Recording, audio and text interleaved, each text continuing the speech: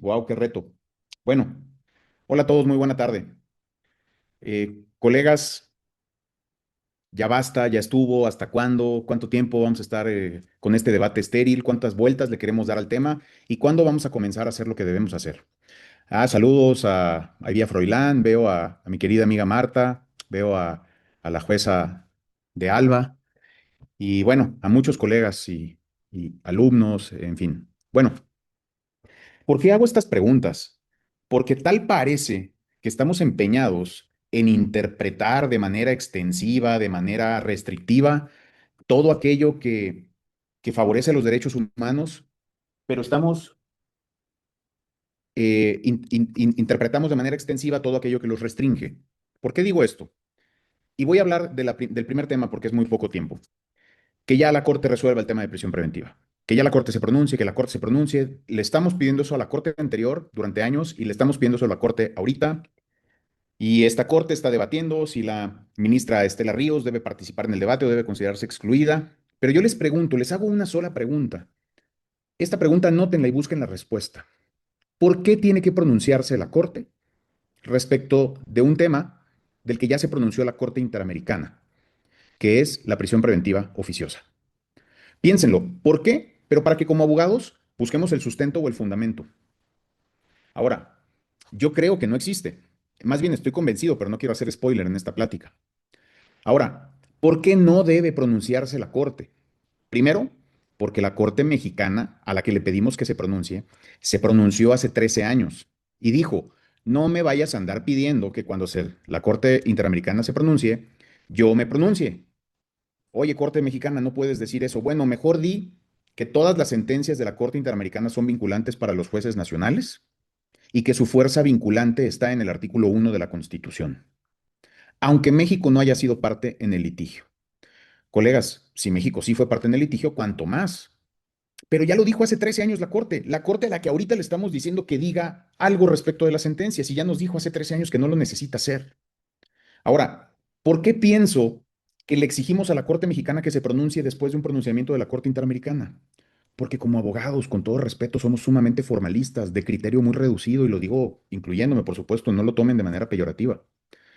Porque cuando se resolvió el caso Radilla, la Corte Mexicana le hizo una consulta y le dijo, oye, al Poder Judicial de la Federación, ¿qué obligaciones específicas le trae tu sentencia? Y se lo preguntaron en un expediente que no estaba hecho para eso y por eso se llama varios. Entonces, dentro de ese varios, 910-2012, creo que es el número, siempre me confundo, 912-2010, 910-2012, le hicieron esa pregunta a la Corte Interamericana y la Corte Interamericana respondió y le dijo, México, Poder Judicial Federal, tú sí tienes estas obligaciones específicas. Y nosotros entendimos inacertadamente que cuando la Corte Interamericana se pronuncia, la Corte Mexicana se debe pronunciar para materializar sus efectos. Pero no, en aquella ocasión lo hizo para eso. Pero después de ese caso de varios, 2 años después se pronunció en la contradicción de tesis 293-2011 y podemos buscar el criterio reflejado con el registro 2006-225, donde dijo, no me andes molestando en el futuro ni me andes pidiendo que me pronuncie sobre las sentencias de la Corte Interamericana. Y entonces lo corrigieron y dijeron, no puedes decir eso, le dijo Dirección de Sistematización y Compilación de Tesis, y entonces dijo, todas las sentencias de la Corte Interamericana son vinculantes para los jueces nacionales. Hago una pregunta, Carla Lorena. ¿El juez del Centro de Justicia de Nesa es un juez nacional? Sí. ¿El de Reclusorio Oriente, licenciada Azucena? También. ¿El juez federal, la jueza federal, Lucero de Alba, que está, si no me equivoco, en Tlaxcala, es una jueza nacional? Sí. Todos son jueces nacionales y por tanto la Corte a la que le pedimos que ya diga para que le hagamos caso nos dijo hace 13 años que le hagamos caso y que todos estamos obligados a obedecer esas sentencias. ¿Y saben por qué? Porque en 1998, cuando la Corte mexicana, cuando el Senado mexicano reconoció la jurisdicción contenciosa de la Corte Interamericana, dijo de manera muy clara, este tribunal tiene toda la autoridad para emitir decisiones en materia de derechos humanos y ser el intérprete de la Convención Americana. Y todas sus sentencias son obligatorias, lo dijo el Senado mexicano en diciembre de 1998. Y esto es tan sencillo como ponerse a buscar en Google y pónganle, México reconoce competencia Corte Interamericana y les va a salir un decreto de 2 hojas bien pequeñito con 2 puntos muy contundentes que dicen eso. Bueno, queremos otro fundamento. En la contradicción de criterios 40-2023, el Pleno Regional en materias penal y no me acuerdo cuál otra, Centro Norte, dijo, las sentencias de los casos Sonpaxtle y García en materia de prisión preventiva son vinculantes para los jueces nacionales, obligatorias y deben acatarse. Entonces, fíjense, las sentencias de la Corte Interamericana son vinculantes todas. Tenemos sentencias en materia de prisión preventiva oficiosa. Son vinculantes para los jueces nacionales. Fundamento, jurisprudencia del Pleno de la Suprema Corte consultable con el registro 2006-225. Contradicción de criterios 40-2023. Decreto del Senado de la República de 1998 que establece que sus fallos son obligatorios en materia de derechos humanos para el Estado mexicano. Por tanto, aquellos que gritan o dicen que, ¿y la soberanía, pa? ¿Cuál soberanía si nosotros invitamos a que formara parte? Le dimos un cuarto dentro de nuestra casa y además les dijimos a las personas, oiga, en todo lo que tenga que ver con estos temas de la casa, lo que le diga esta persona, mi inquilino del cuarto tal, por favor, hágalo. Y eso es lo que hace la Corte Interamericana, porque lo dispuso el Estado mexicano. Ah, que la Corte dijo que hay supremacía cuando hay restricciones en la Constitución y derechos, no es cierto. Eso decimos que dijo porque malinterpretamos la tesis con registro 2006-224. Pero las tesis, señores, como la vida en la canción de José Alfredo, no valen nada. Las tesis no tienen valor normativo, son resúmenes, fichas informativas de sentencias. La sentencia de la que se desprende este resumen o tesis dice que cuando un tratado se ha incorporado al sistema mexicano, los derechos humanos que reconozca forman parte de la Constitución y funcionan como un solo parámetro.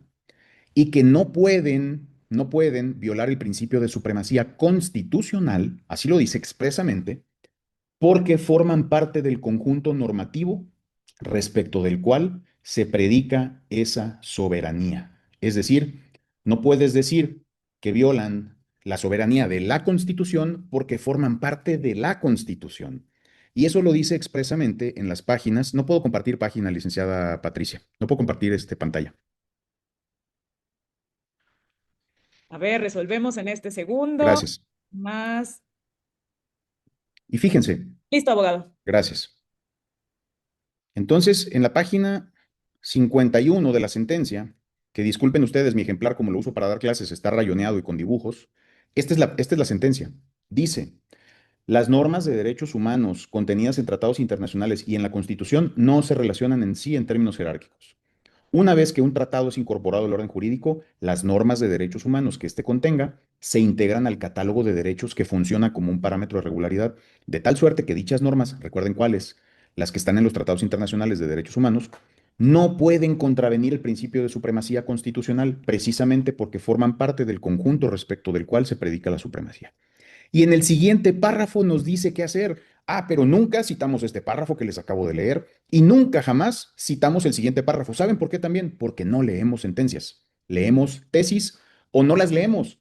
Pero mi compadre me dijo que hay una tesis, mi comadre me comentó que la corte dijo, y nunca leemos las tesis y menos las sentencias. Fíjense qué dice el párrafo inmediato siguiente.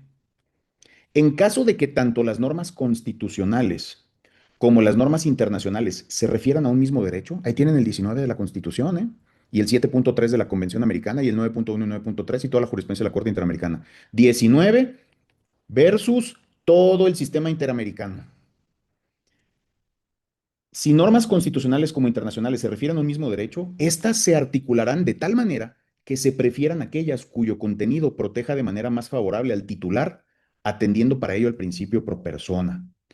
Ante el escenario de que un derecho humano contenido en un tratado del que México sea parte no esté previsto en una norma constitucional, la propia Constitución en su artículo 1 contempla la posibilidad de que su contenido se incorpore al conjunto de derechos que Tendrá gozarán que todas las abandonar la personas. sesión. Ah, entonces acaba. Se abre un micrófono. Me hago cargo, voy, gracias.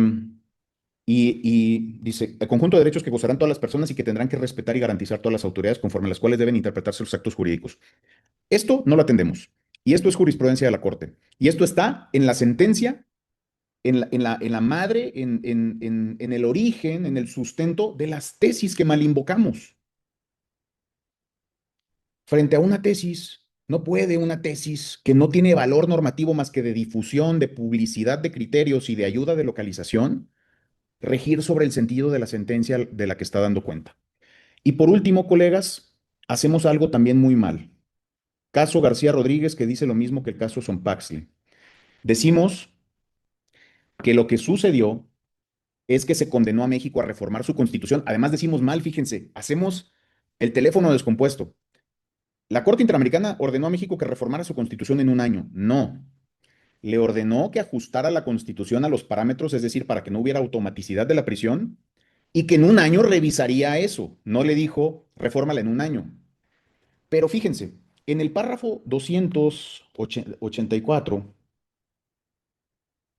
304, perdón, 300, ay, ahorita les digo cuál.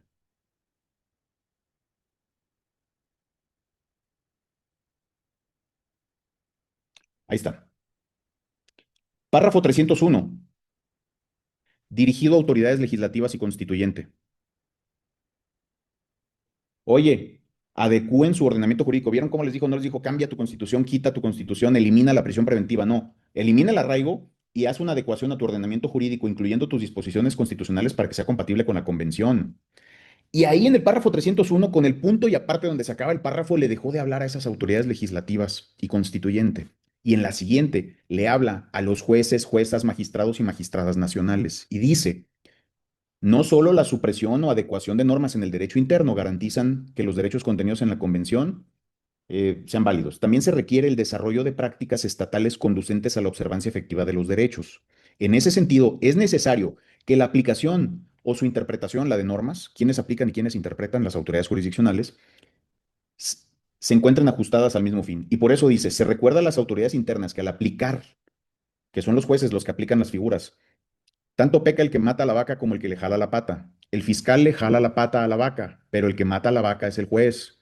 Entonces dice aquí,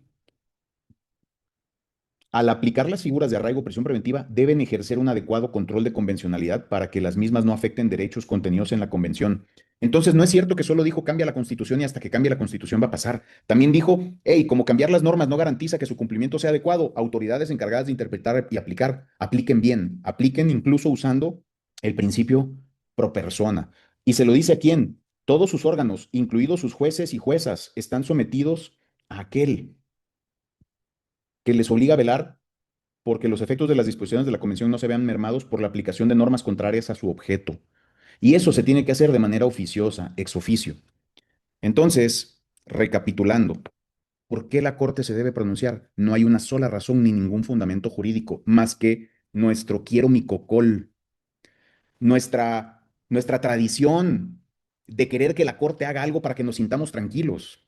Pero no hay ni una razón jurídica, ningún fundamento que establezca que deba hacerlo. Y sin embargo, no le dejamos de pedir eso.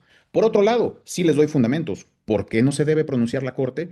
Porque ya dijo que no se iba a pronunciar en el criterio con registro 2006-225, contradicción de criterios 40-2023, pleno centro norte, decreto de 1998, de diciembre de 1998, donde dijo todas se reconoce como obligatorias las sentencias de la Corte Interamericana. Contradicción de tesis 293-2011. No se vio la soberanía, no se vio la supremacía. Señores, con todo respeto, el sistema que tenemos es porque los operadores lo estamos haciendo como es, porque jurídicamente no hay ni un solo sostén para que esté pasando lo que está pasando en nuestro sistema, donde las medidas cautelares son la regla y la prisión es la regla. La prisión es la principal fuente de corrupción e injusticia en el sistema jurídico y sobre todo se ha agudizado de la reforma constitucional hoy en día.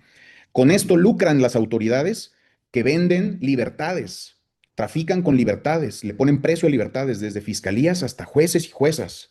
Con esto también se lucra porque las personas en prisión aceptan cualquier responsabilidad para poder obtener su libertad o recuperarla. Pero todo este es un sistema que todos hemos hecho posibles, porque nadie está diciendo que la Corte no se debe pronunciar y todos estamos exigiendo que se pronuncie. ¿Y saben qué? Les adelanto algo, la Corte no se va a pronunciar. Hay una política dentro de la Corte actual de detener todos los asuntos de prisión preventiva para que se cambien las medidas dentro del procedimiento por el tiempo y se sobresean los asuntos en la Corte. Si la Corte anterior no le entró, menos le va a entrar la Corte actual. ¿Y qué va a pasar mientras tanto? ¿No va a haber derechos humanos en México plenamente? Entonces, ¿para qué estamos los abogados? ¿Para qué hacemos este tipo de foros? ¿Para qué nos reunimos periódicamente a hablar? ¿Para quejarnos solamente mientras nos tomamos un café? De nada sirve eso, señores. Hay que tomar cartas en el asunto. Los invito a que ya nos dejemos de aquellos discursos y reflexionemos que para aquello que solicitamos no hay fundamento jurídico y para lo otro hay una serie de fundamentos jurídicos. Gracias.